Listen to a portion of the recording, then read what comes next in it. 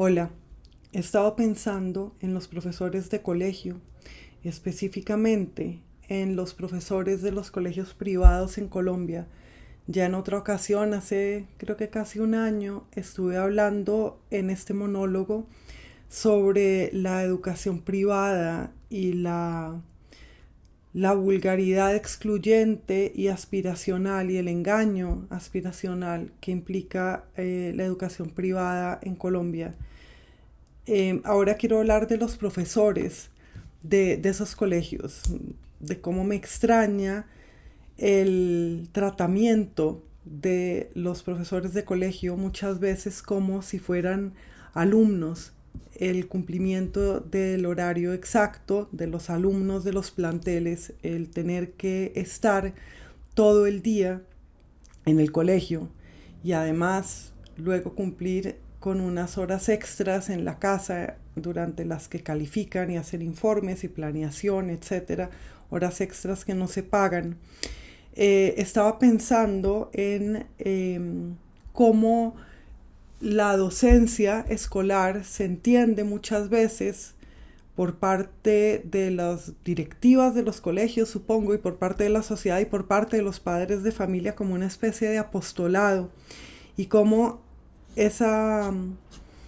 estructura y esa atmósfera del colegio en el que están los profesores y las profesoras todo el día conviviendo con los alumnos bajo el pretexto de que eso debe ser como una comunidad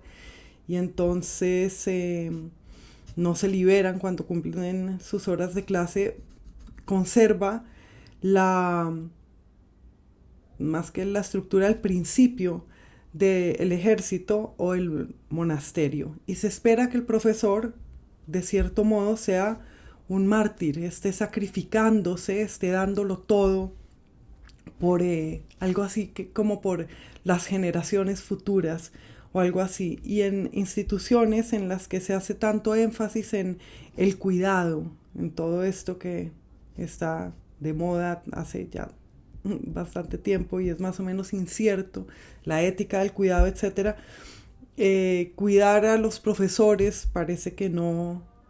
fuera importante, y creo que hay una manera de romperle el espíritu a un profesor que es en principio un intelectual y de impedir desarrollarse, que se desarrolle como un intelectual y de no reconocer su trabajo como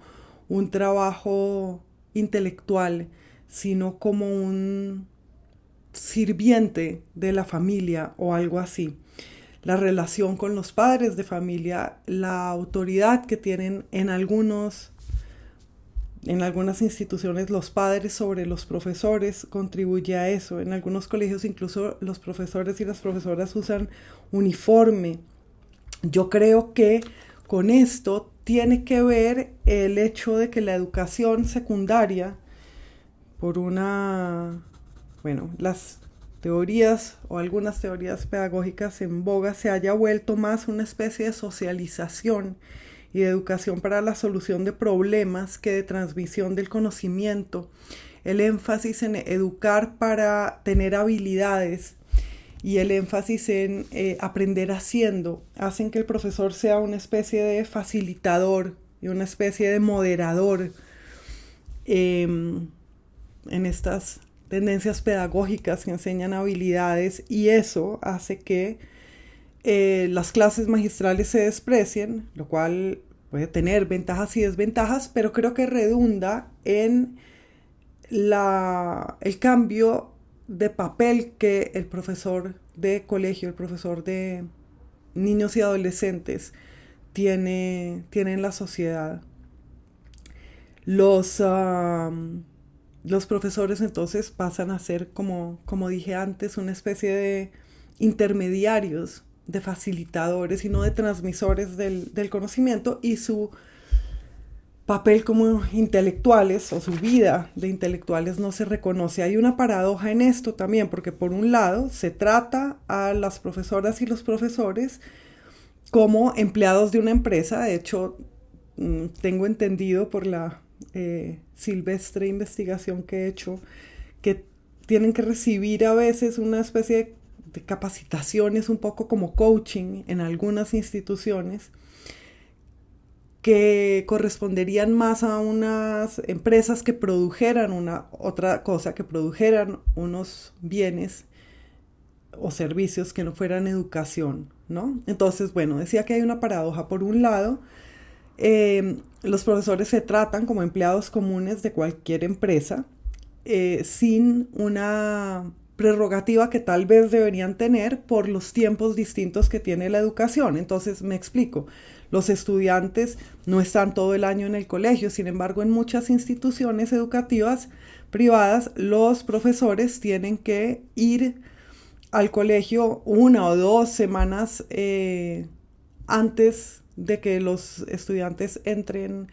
al año escolar y luego salir 1 o 2 semanas después que ellos, sin ninguna justificación, con la justificación de que hay que cumplir ciertas horas de trabajo, aunque no importe que en esas horas de trabajo no se haga nada, ¿no? Entonces hay un hacer por hacer.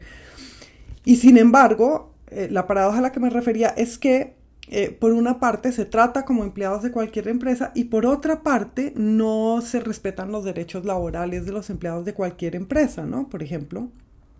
esto de no pagar horas extras. Hay un montón de reuniones que ocupan el tiempo. Me parece que hay como una ansiedad en los colegios y con respecto a los profesores de colegio por parte de sus empleadores de que no vayan a estar desocupados, como si estar por ahí viviendo, siendo adultos y teniendo experiencias de adultos para educar a los jóvenes no redundara en su capacidad de educar a los jóvenes, ¿no? Entonces hay como ese afán de llenar todo el tiempo y de llenar plantillas y formas y formatos que muchas veces son redundantes, o sea, hay que poner en varios formatos la misma información. Creo que, bueno, hay profesores, hay profesores que dictan 20 y hasta más horas de clase a la semana. Esto necesariamente tiene que afectar la calidad de la educación, la calidad de lo que el profesor está enseñando. Y claro, beneficia económicamente a los colegios. Además, la carga laboral suele medirse en función de las horas de clase y no de los tamaños de los grupos, lo que incide en la calificación, por ejemplo. Eso también pues beneficia las cuentas de los colegios y no necesariamente la atención a los alumnos y las alumnas. El salario es pues bastante insuficiente teniendo en cuenta la gran responsabilidad que debe tener un educador o una educadora. Y algo que llama la atención, que me lo planteó así un amigo y tiene razón, es que los profesores y las profesoras con el salario que ganan no podrían darles a sus hijos la educación que ellos dan en el colegio en el que enseñan, porque los colegios privados en Bogotá, en Colombia, son pues muy caros y a veces absurdamente caros, a veces de verdad no corresponde, pues guarda una distancia con el modo de vida de la mayoría de la población muy, muy grande. Entonces, los profesores no podrían pagar para sus hijos la educación que ellos imparten fuera de la casa, lo cual debería ser pues una medida de cómo están desfasados los salarios, ¿no? Y muchos colegios, tengo entendido, becan a los hijos de los profesores o a las hijas de los profesores o a las profesoras, pero eso de que no podrían pagar el colegio me parece muy interesante porque quiere decir también que entre el nivel socioeconómico de los profesores y de los alumnos hay una brecha y me pregunto cómo incide eso también en la autoridad que algunos padres piensan que pueden tener sobre los profesores y las profesoras, ¿no? Bien, creo que por una parte debería haber un sistema nacional de evaluación para que los colegios no rebuscaran formatos y modos de evaluación en los que creen que están invirtiendo creativamente el tiempo. Creo que se debería unificar eso, respetando desde luego cierta libertad de currículum y de cátedra, pero unificar el sistema de evaluación y asegurar también por una regulación nacional espacios y tiempos para que los profesores se cultiven y las profesoras. ¿Por qué no tienen los profesores y las profesoras un día libre a la semana o 2 tardes libres a la semana en los que no estén dando clase y puedan salir del colegio y no estar siempre en el colegio como si ellas mismas fueran estudiantes? Y la otra propuesta que tenía es que en el colegio debería haber una especie de escalafón también, porque termina siendo el caso que un profesor que lleve 20 años o una profesora que lleve 20 años enseñando y que tenga muchísima experiencia y habilidad para enseñar, gane lo mismo o casi lo mismo que un profesor o profesora que recién entró, ¿no? Entonces, ¿cómo integrar